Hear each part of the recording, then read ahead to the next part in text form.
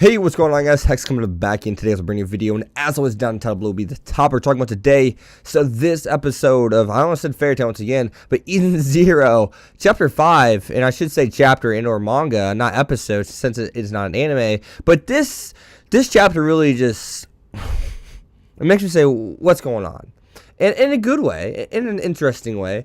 And I mean that because, we had the 20,000 year time skip, and we have this girl named Xiaomi that comes on, the panel right out the rip before they even show the cover art and says, time travel. Time travel doesn't mean much, or excuse me, time doesn't mean much in this series. You don't know me yet, but you will eventually, but for now, see me as the narrator.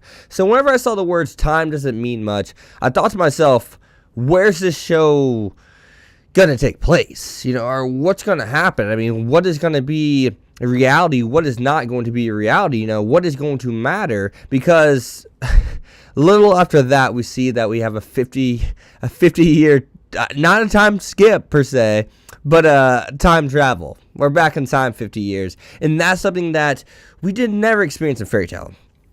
Hell, time travel in a shonen?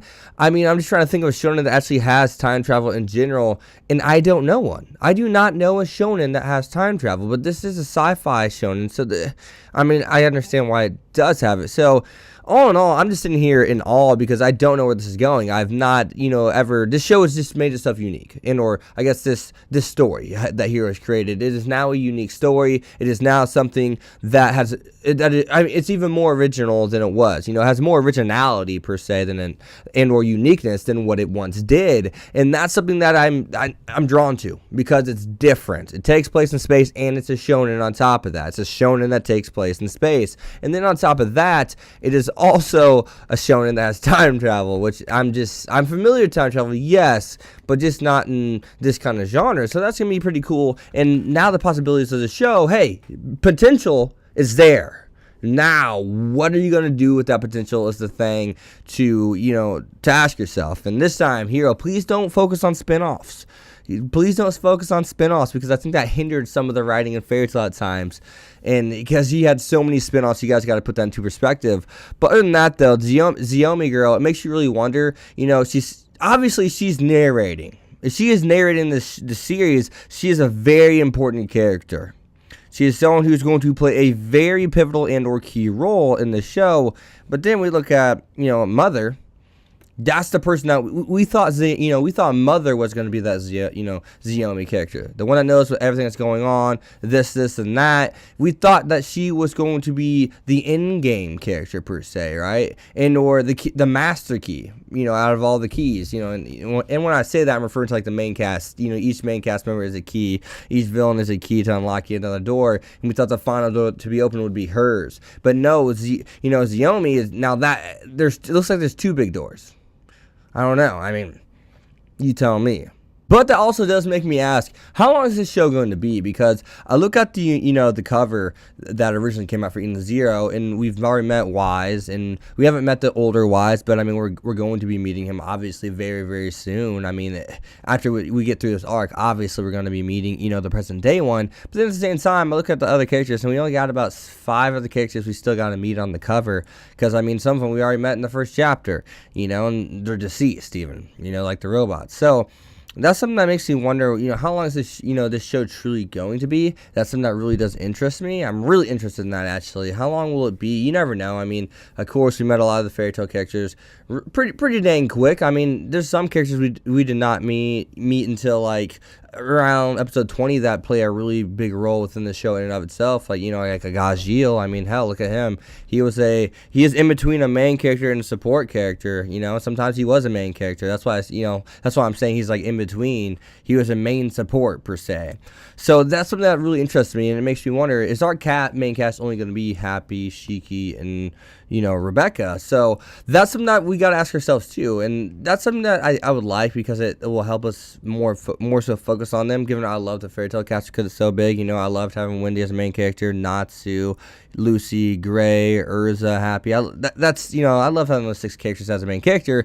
We never know if the new Urza per se of Eden Zero would be a main character, because I look at her and I put these two things together. They need a nice ship that they can travel in. Obviously, she's a captain. She has a bunch of crewmates. That's a ship they can travel in. So I could very well easily see them getting aboard on that ship. And then, hey, look, now we got a fourth main cast member, you know. And it is supposed to be, you know, a character that's based off of Urza. So therefore, yeah, think about it. Therefore, I could very well see her being the main character. And, you know, Xiaomi even said, it's something I do want to talk about. So, Xiaomi said time doesn't mean much in this show, and I don't know if I want to hold this off for another video, but it makes me wonder. You know, it just makes... It just makes me wonder if this could tie into Fairy Tail in a way, because Fairy Tail's sequel just dropped today, and they started it off as if nothing ever happened. It makes me wonder if eventually these two things could tie together. So, yeah. But with that, guys, I really don't know what else to say to you guys, but I'll tell you what. I like where this is going. The potential is so high, I would say. So high. So very high. And that's because originality. You know what I mean? It's the original-esque that's within the show. And I don't know if I'd say original-esque, excuse me. I would just say straight-up original. Because I look at the show and Shonen and space. Name a Shonen that also deals with space.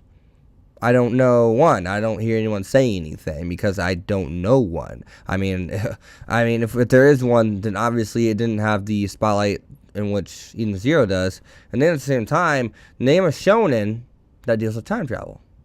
I mean, I'm thinking, you know, I think about Naruto, I think about Bleach, and you know, I think about My Hero Academia, and I think about there's so many shonens out there. there's so many shonens that you could say it's an action or it's a shonen. But just, you know, you can't really name them. Time travel.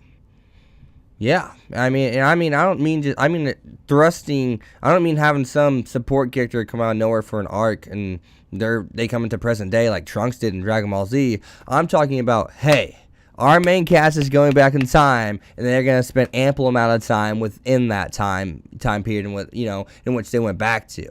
That's what I mean. I don't mean just having some character come to the present day and you have one character living in present day. I mean actually sending people back in time, our main cast, and they have to find their way out of it. That's something, there's no way to know where this show is going.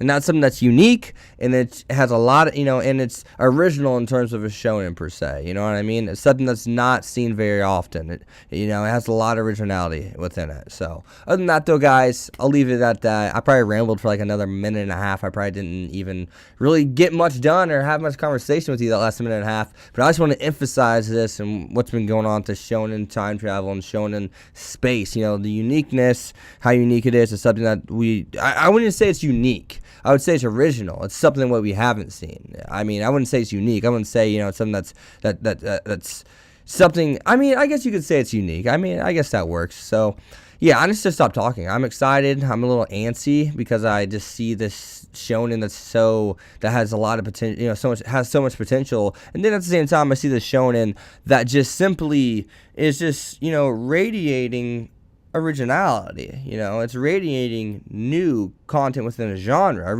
originality within the shonen genre. That's why I'm excited, because I haven't seen or heard anything like this, so once again, it's just radiating originality, within the shonen genre, and the shonens are written a certain way, obviously, so it's like having, I'm trying to think of a way to put this. I'm trying to think of a way to put it, I really can't, so I may just shut the fuck up here really quick.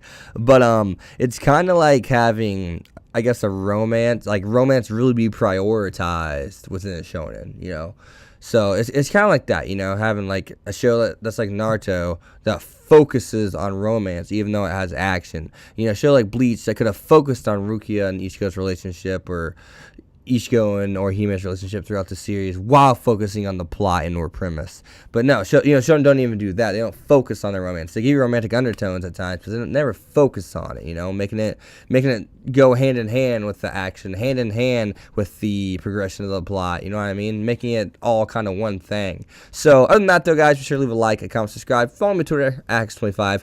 I'll see you guys next time. Peace. Thanks for watching, guys.